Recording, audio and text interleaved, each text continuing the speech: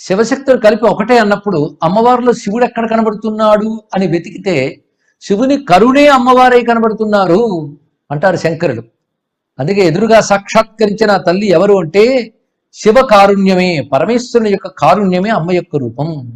ఆ కారుణ్యం శక్తితో కూడి ఉన్నది. ఊరికనే దయ అంటే ఏం లాభం అండి? ఆ దయ వల్ల శక్తి ప్రసరించి అనుగ్రహం లభించాలి. అలా అనుగ్రహించగలిగే శక్తి కలిగినటువంటి కారుణ్యం పరమేశ్వరుడిది. ఆ పరమేశ్వర కారుణ్యమే అమ్మవారు. దాన్ని తెలియజేసే కీర్తన హిందోళంలో ఇప్పుడు గానం చేయబడుతున్నది.